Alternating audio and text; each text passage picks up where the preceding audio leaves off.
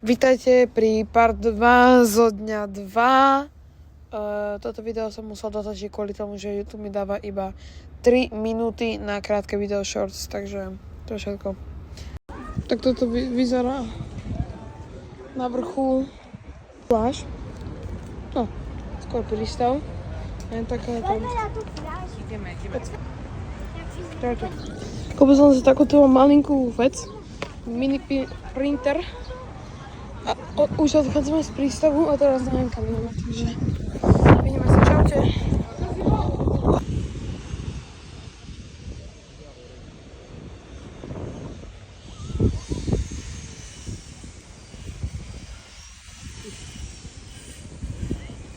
Čo robíš? Čo hovoríš na dnešný deň?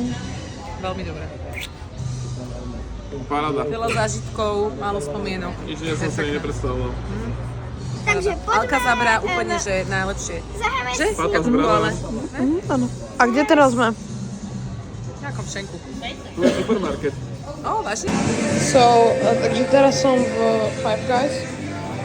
Takže dávam potom taste test. Čaute. Mám tu nejaký bacon cheeseburger, nejaký milkshake. Sestra tu mám mekač.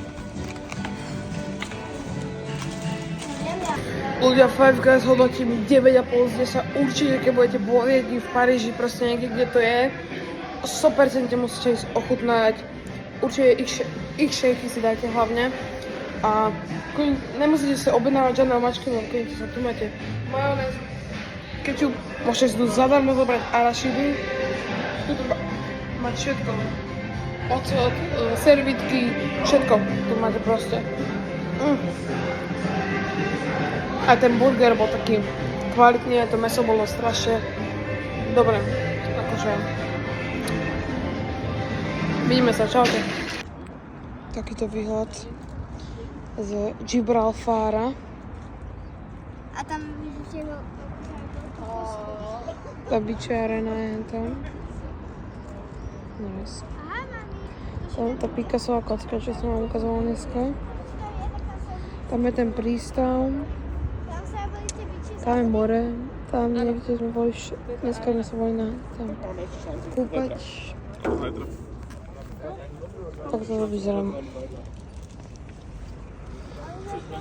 Strašne pekne to tu je. Ten výhľad je brutálsky. Ďakujem, že ste dopozerali tento part 2. Tešte sa aj na part 3. To bude Gibraltar, takže čaute.